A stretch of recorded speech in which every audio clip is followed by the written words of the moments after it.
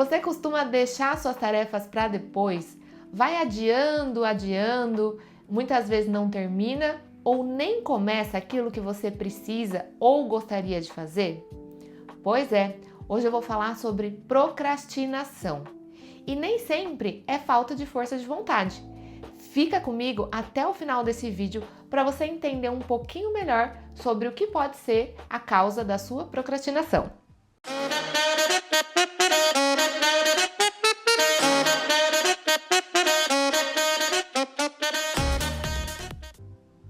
Eu sou Ana Luísa Seglio, psicóloga, especialista em terapia cognitivo-comportamental e neurociência. Existem algumas causas principais que podem ser as causas da procrastinação. Eu vou trazer para vocês aqui nesse vídeo 4 principais causas da procrastinação. Podem existir outras, eu não vou conseguir em meia hora falar todas para vocês, mas eu vou trazer 4 principais causas que talvez você possa identificar no seu dia a dia e eu espero que isso te ajude a pelo menos criar algumas estratégias que eu também vou trazer no final desse vídeo para diminuir a sua procrastinação. A primeira causa da procrastinação tem um fundamento biológico. O nosso cérebro, como eu já disse para vocês em vídeos anteriores, ele tem um instinto de sobrevivência, armazenar energia e sobreviver. E no mundo que nós vivemos hoje, nós temos à disposição inúmeras coisas que não demandam energia. Então, de repente, rolar um vídeo no feed, pedir uma comida pelo aplicativo, tudo isso é muito confortável e do ponto de vista da neurobiologia, é algo perfeito para o cérebro, porque você não vai gastar energia, vai ficar ali, vai sobreviver e tá tudo certo. O problema é que nem todo comportamento que demanda essa economia de energia, ele é benéfico para a nossa saúde, como por exemplo, a atividade física. Então, é muito comum as pessoas adiarem o exercício físico porque isso vai demandar um gasto energético maior. Ou evitar iniciar uma tarefa que vai dar trabalho, como por exemplo, uma tese de TCC, doutorado, que vai demandar energia, vai demandar com que você pense sobre aquilo. E tudo isso aparentemente é mais aversivo, é mais difícil. Então essa primeira causa todos nós temos.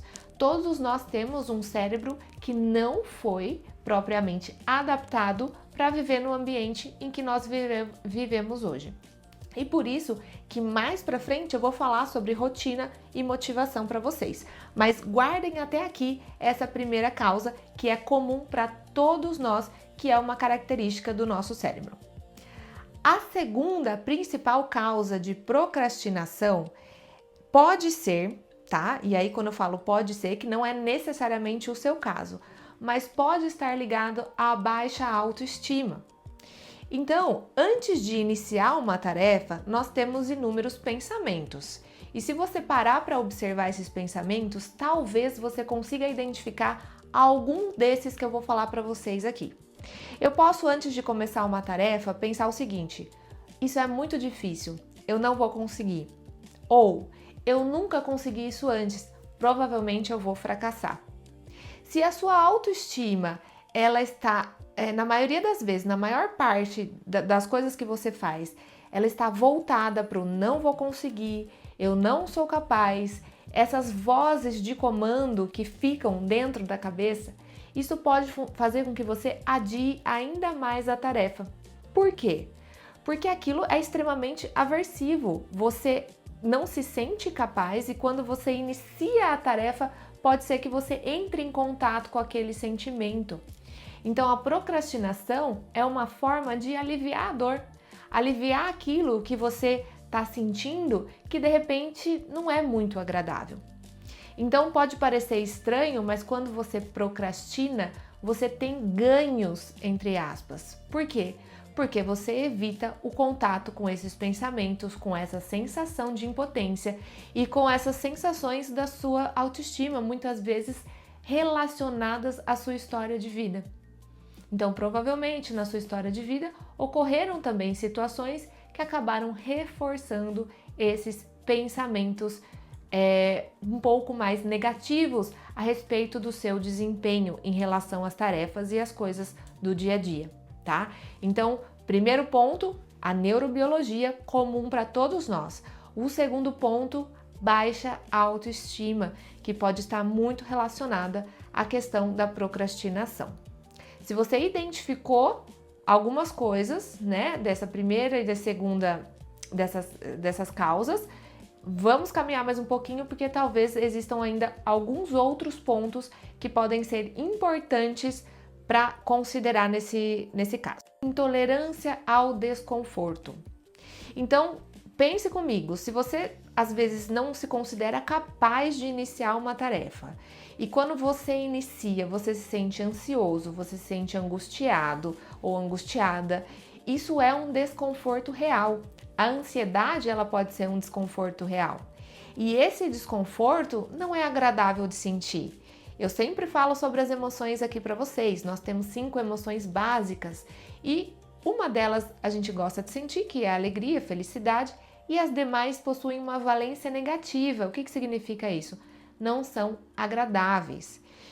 E como lidar com o desconforto? Muitas pessoas têm a dificuldade de lidar com o desconforto. Então, procrastinar é uma forma de evitar que o desconforto aconteça, evitar que aquela ansiedade aumente. Por exemplo, vou gravar um vídeo para vocês aqui hoje, certo? Eu tenho uma certa ansiedade para gravar esse vídeo porque eu quero fazer da melhor forma possível. E se eu vou adiando também esse desconforto e essa ansiedade e não vou aprendendo a tolerar essa ansiedade e esse desconforto, tá? Então, à medida que a gente se expõe a situações desafiadoras, que causam um certo desconforto, a gente também vai criando uma tolerância a essa sensação e a gente vai com medo mesmo. É uma frase que eu gosto muito de falar com os pacientes. Muitas vezes na vida a gente precisa ir com medo mesmo e tolerando o desconforto, a ansiedade e a insegurança, que são sentimentos, emoções que fazem parte da nossa vida. E tá tudo bem sentir isso, ok? Vamos para o último ponto. Último não, tem mais 2 pontos para falar para vocês. Então, na verdade, são 5 pontos, 5 causas, tá? A quarta causa, e muito comum, provavelmente você vai se identificar com essa causa, que é o perfeccionismo.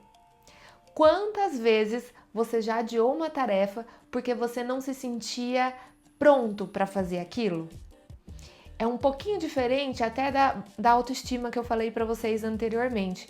O perfeccionismo é quando a gente quer se preparar tanto para fazer algo e a gente nunca se sente pronto para aquilo e a gente vai adiando, adiando e adiando. E esse é uma grande armadilha que muita gente cai, né? Porque a verdade é que a gente se prepara no caminho. Então, se vocês pegarem o primeiro vídeo que eu fiz aqui no canal, provavelmente não estava tão bom assim. Os vídeos futuros que eu vou fazer talvez estejam melhores ainda, porque na verdade a gente se prepara no caminho, né? Quando a gente espera ficar pronto para fazer algo ou para fazer algo com perfeição, isso demanda um gasto de energia cognitiva para aquilo muito grande. Então, imaginem que o nosso cérebro, ele não quer isso, né? Ele não quer que você sinta dor, desconforto, ele quer que você sobreviva. Então, do ponto de vista da neurobiologia, isso também é explicado, tá? Não espere ficar pronto, perfeito para fazer alguma coisa. Afinal, gente, perfeição, ela não existe e ela é construída no caminho, né? Não a perfeição, mas você pode cada vez mais ir melhorando a partir do momento que você se coloca em movimento, certo? Então, o perfeccionismo é um ponto chave também, que é importante que você preste atenção se isso está acontecendo com você, porque é muito comum, eu vejo muito na clínica e acaba atrapalhando muito a vida das pessoas que deixam de fazer aquilo que gostariam, que precisam, porque não entendem que estão prontas. E a gente talvez nunca fique pronto, não é mesmo? E agora, o último ponto, e talvez um ponto que é mais fácil, entre aspas, mas é um pouquinho mais fácil de mudar, que é de repente a falta de estratégia.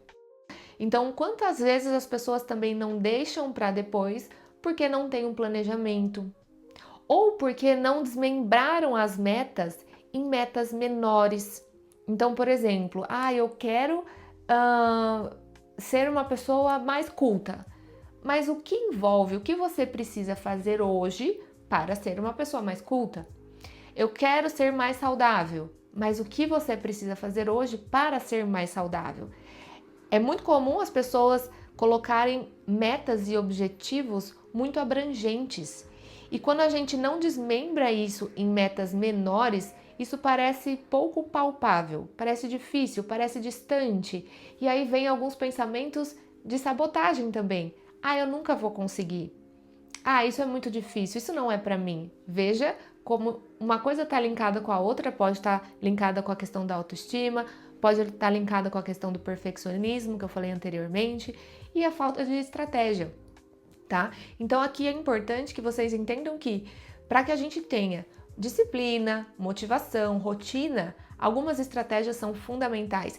E é isso que eu vou trazer para vocês agora na sequência desse vídeo. Eu vou contar para vocês aqui 4 estratégias importantes se você quer deixar de procrastinar hoje ou se você quer melhorar um pouco isso aí na sua vida, tá? A primeira estratégia é a estratégia da ação mínima. O que significa isso? Qual é o menor passo que você pode dar hoje em direção àquilo que você gostaria? Então vamos voltar na questão de ser uma pessoa saudável? O que você pode fazer hoje para ser uma pessoa saudável? A mínima ação que você precisa fazer. Eu preciso tomar mais água? Eu preciso ir ao mercado comprar mais frutas, legumes e verduras? Eu preciso planejar a minha alimentação do dia? Então vejam que eu não estou falando alimentação da semana, do mês, do ano. Eu estou falando uma ação mínima, tá? Um outro exemplo, eu preciso finalizar um artigo, um texto, um trabalho, né? Então, o que eu posso fazer hoje? Sentar e abrir o meu computador. Ação mínima, tá? E aí a gente entra na segunda estratégia linkada com essa estratégia da ação mínima, que é a estratégia dos 5 minutos, a técnica dos 5 minutos. Então, eu vou me comprometer em fazer aquela atividade por 5 minutos. E se eu não estiver tolerando, eu vou parar, mas eu vou me manter naquela atividade por 5 minutos. Então eu vou abrir o meu computador, ação mínima, e vou abrir o documento que eu preciso fazer e ficar nele por 5 minutos. Geralmente essa técnica funciona muito porque é mais difícil iniciar a ação do que muitas vezes fazer aquele comportamento, aquela ação que você precisa fazer. Tá? Então, ação mínima e técnica dos 5 minutos podem te ajudar. Terminando esse vídeo, você já pode tentar colocar em prática. A terceira ação, estratégia, é agir mesmo com desconforto. Lembra que eu falei para vocês sobre agir com medo mesmo? Exatamente. Então, identificar que você está ansioso, ansiosa ou com medo e ainda assim ter o seguinte pensamento: eu vou com medo mesmo, eu vou com a ansiedade mesmo. E a partir do momento que você vai e começa a ver que você consegue fazer, a tendência é que você repita mais vezes e se mantenha naquela atividade, se sinta mais capaz, melhore a sua autoestima. Então são estratégias que parecem muito simples, mas são estratégias muito poderosas. E a última estratégia, e não menos importante, é ter rotina. Eu já devo ter mencionado para vocês que rotina é muito importante do ponto de vista cognitivo. O nosso cérebro, ele gosta muito de coisas previsíveis. Então, toda vez que você vai deixar para planejar o dia na hora, a alimentação que você vai ter ali na hora, isso demanda um gasto energético muito grande e se torna aversivo. Então, é importante que quando a gente tem uma rotina, na medida do possível, e isso vai depender muito também da sua realidade, a rotina ela faz com que a gente faça, às vezes mesmo sem estar com vontade. Então, por exemplo, se eu marco uma aula com personal ou uma aula de yoga toda terça-feira, determinada hora, isso faz com que eu, às vezes, nem pense tanto, né? Se eu vou ou não vou, já tá marcado, eu preciso ir. Se eu tomo café da manhã, almoço, janto no mesmo horário, eu não vou ter a demanda cognitiva de pensar, nossa, que horas que eu vou almoçar hoje? O que que eu vou almoçar hoje? Isso facilita o dia, evita a procrastinação e melhora a autoestima, tá? À medida que você se coloca nesse movimento. Então, ter rotina é fundamental. Retomando para você não esquecer, anota aí: estratégias, ação mínima, técnica dos 5 minutos, agir mesmo com desconforto e, por último, estabelecer uma rotina diante da sua realidade. Você pode falar, Ana, eu não consigo ter uma rotina muito bem definida porque o meu trabalho ele demanda ali coisas imprevisíveis. Tudo bem, mas dentro do que você pode, o que você consegue prever no seu dia a dia, tá? Pensem nisso, porque aí a gente entra na parte final desse vídeo que eu quero falar para vocês um pouquinho sobre motivação. Um grande erro também é as pessoas esperarem estar motivadas para fazer alguma coisa. Então eu vou esperar eu acordar num dia muito animada para fazer alguma coisa, para ir na academia, para preparar minha alimentação, enfim. E talvez esse dia nunca chegue. Por quê? Porque a motivação ela é construída no caminho. E quando eu tenho rotina, a motivação ela pode ser construída. Então eu vou fazendo aquilo, eu vou vendo que é legal, que eu me sinto bem e eu vou me motivando a repetir. Porque a gente se motiva quando nós prevemos, nós imaginamos a situação. Então, poxa, eu sei que eu vou me sentir bem depois de fazer o exercício físico, então eu vou, porque eu sei o que vai acontecer lá na frente. Isso vai fazer com que você provavelmente repita e repita aquilo mais vezes, certo? Então, não espere estar motivado, não espere ser perfeito para iniciar alguma coisa. Use essas estratégias para você conseguir no seu dia a dia dar conta daquilo que você precisa. E eu quero falar também a importância de que a gente também não precisa ser produtivo o tempo todo, senão nós entramos num discurso até um pouco tóxico em relação a isso.